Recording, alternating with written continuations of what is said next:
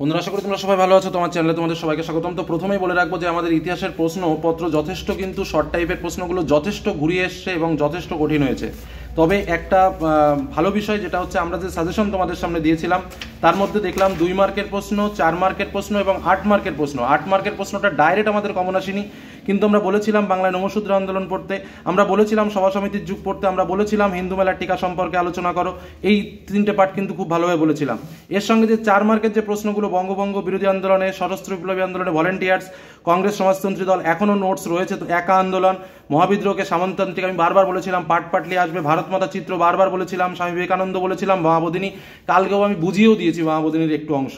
তার সঙ্গে দেখো 2 মার্কের যে প্রশ্নগুলো এসছে সেগুলোও কিন্তু আমরা খুব ভালো লিখতে পেরেছি। তবে হ্যাঁ, এটা বাস্তব শর্ট কোশ্চেন যে লেভেলের এসছে, এটা আমি ব্যক্তিগতভাবে মনে করি না যে এই লেভেলের প্রশ্ন আসা উচিত, কারণ উত্তর করতে গিয়েও আমরা হিমশিম খেয়েছি, এটাই পরিষ্কার কথা।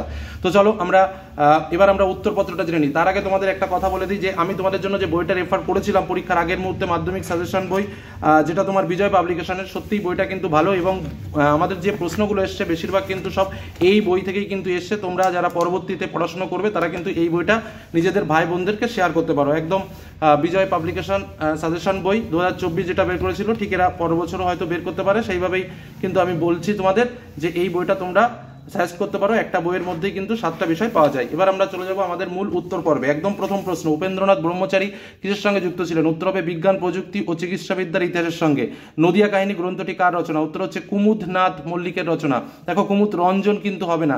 কাউন্সিল অফ এডুকেশন কবে গঠিত হয়? উত্তর হবে 1842 খ্রিস্টাব্দে গঠিত হয় কাউন্সিল অফ এডুকেশন। প্রশ্নগুলো খুব ঘোরানো, মানে আমরা বুঝতে পারছি যে কি লেভেলের প্রশ্ন এবার শর্টে করেছে এমসিকিউতে। গৌরমোহন বিদ্যালঙ্কার রচিত স্ত্রী শিক্ষা বিধায়ক, দেখো এই প্রশ্নটা না, এই বিধায়ক নয়, অ্যাকচুয়ালি কিন্তু বিষয়ক, ঠিক আছে? পুস্তিকাটি প্রকাশিত হয় কবে? এবার দেখো, গৌরমোহন বিদ্যালঙ্কার রচিত স্ত্রী শিক্ষা হচ্ছে বিষয়ক, আর স্ত্রী শিক্ষা বিধায়ক হচ্ছে রাধাকান্ত দেব, যদিও দুজনের সালই এক, 1822 সালে। কি বললাম, বোঝা গেল? উত্তরটা 1822 হবে, সেটা নিশ্চিত। পরের প্রশ্ন চলে আসি। কলকাতা বিশ্ববিদ্যালয়ের প্রথম ভারতীয় উপাচার্য স্যার গুরুদাস বন্দ্যোপাধ্যায় গেল।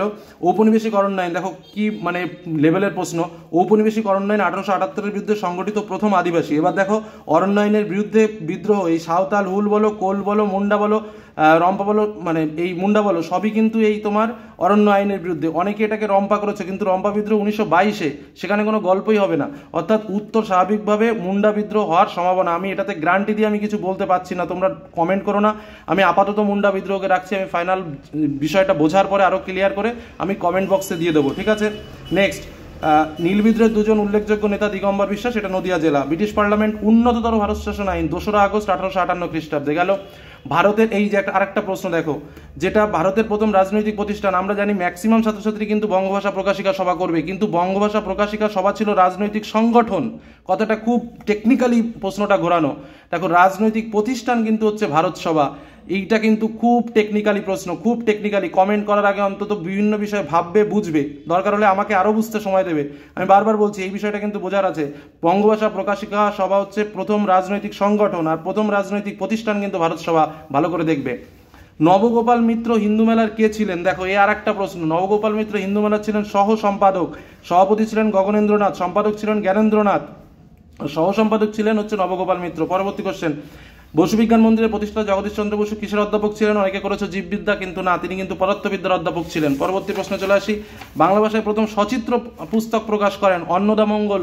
অন্নদামঙ্গল হলো প্রথম সচিত্র পুস্তকটা, তিনি যে ভারতচন্দ্রের লেখা আর প্রকাশ করেছিল গঙ্গাকিশোর ভট্টাচার্য। শুধুমাত্র তিনি পুস্তক না, আরও বিভিন্ন পেপার টেপারও কিন্তু ছাপাতেন।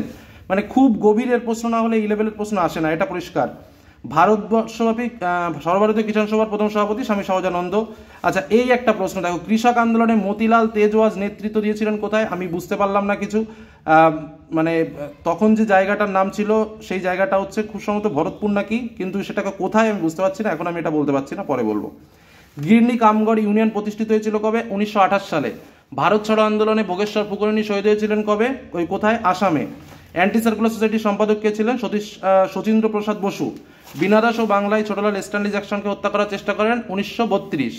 আচ্ছা, এই যে এর একটা প্রশ্ন দেখো, ভারতের প্রথম গান্ধীবাদী শহীদ হৃদয়নাথ কুঞ্জু, যে 1978-এ। বল্লভভাই প্যাটেল মারা গেছিল 1990, পট্টবী সীতারামায়া 1969। কিন্তু যাই হোক, যেহেতু গান্ধীবাদী মানে কি, মানে অনশনের ব্যাপার, তো অনশন করে মারা গেছিল কিন্তু এই যে 35 আমল ভাষাভিত্তিক আন্দোলনে, তোমরা জানো। অর্থাৎ সেক্ষেত্রে কিন্তু এইটাই কিন্তু উত্তর হবে গান্ধীবাদী শহীদ। বেশ, পরবর্তী প্রশ্নে চলে যাই। গোয়া ভারতভুক্ত কত সালে? না 1961 সালে। তারপরে আমরা চলে আসবো এসএকিউ কোশ্চেন। কোন দিনটিকে আন্তর্জাতিক পরিবেশ দিবস? 5ই জুন। সরকারি নথিপত্র মহাপেশখানায়। নারী সত্যাগ্রহ সমিতি 1921। বিশ্বভারতী রবীন্দ্রনাথ ঠাকুর। ঠিক ভুল। বঙ্গভঙ্গ বিরোধী আন্দোলন সীমাবদ্ধ ছিল না কৃষক শ্রেণীর মধ্যে? ভুল। সীমাবদ্ধ ছিল কৃষক শ্রেণীর মধ্যে, অ্যাকচুয়ালি কৃষক শ্রেণীর মধ্যে পৌঁছায়নি। আচ্ছা, নীল বিদ্রোহ অন্যতম নেতা ছিল বিশ্বনাথ সরকার। ঠিক। ফরাজি আন্দোলনের প্রতিষ্ঠাতা দুদু মিয়া? না, ফরাজি আন্দোলনের প্রতিষ্ঠাতা ছিলেন হাজী শরীয়তুল্লাহ, আর দুদু মিয়া হচ্ছে তোমার মোহাম্মদ মহসিন। আচ্ছা, দেবাঙ্গুলি পত্রিকার সম্পাদক সুরেন্দ্রনাথ বন্দ্যোপাধ্যায়। গেল। ডান বাম। Lord Ripon Hunter commission, Nellie Sengupta steam launch শ্রমিক ধর্মঘট, লর্ড হারমাস্ট হচ্ছে সাধারণ জনশিক্ষা কমিটি, তারকনাথ পালিত হচ্ছে বেঙ্গল টেকনিক্যাল ইনস্টিটিউট।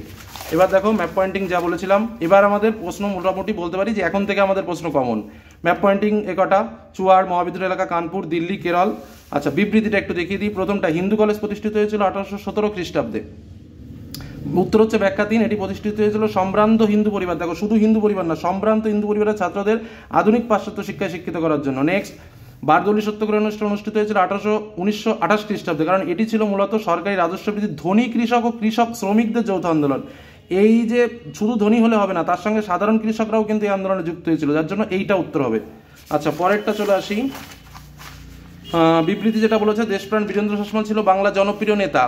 ঠিক আছে, কেন? কারণ তিনি অসহযোগ আন্দোলনের সময় মেদিনীপুরে কৃষক আন্দোলন নেতৃত্ব দিয়েছিলেন। আচ্ছা, নেক্সট, 1946 খ্রিস্টাব্দে 12ই ফেব্রুয়ারি রশিদ আলী দিবস পালন করা হয়, কারণ আজাদিন বাহিনীর ক্যাপ্টেন ছিল, তাকে 7 দিনের জন্য কারাবন্ধ করা হয়েছিল এবং তার ফলে কিন্তু এই বিদ্রোহটা হয়েছিল। এবার আমরা 2 মার্কের প্রশ্নগুলো একটু দেখিনি। পরিবেশের ইতিহাস পড়তে বলেছিলাম, ইতিহাসের উপাদান রূপে আত্মজীবনী গুরুত্ব পড়তে বলেছিলাম, পাশ্চাত্য শিক্ষা বিস্তার 1813 গুরুত্বপূর্ণ কেন পড়তে বলে, এইটা মানে ওইভাবে বলিনি, আমি পাশ্চাত্য শিক্ষা বিস্তারের গুরুত্বটা বলেছিলাম, সেখানেই এই পয়েন্টটা আছে।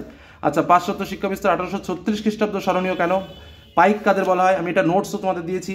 হেদায়তী নামে কারা পরিচিত ছিল? এ আমি আজও জানি না, ভবিষ্যতে কবে জানবো তার ঠিক নেই। বর্তমান ভারত গ্রন্থটি কিভাবে জাতীয়তাবাদ উন্মেষে সাহায্য করেছিল? গগনেন্দ্রনাথ ঠাকুর স্মরণীয় কেন? বিদ্যাসাগর 60 বলতে কি বোঝো?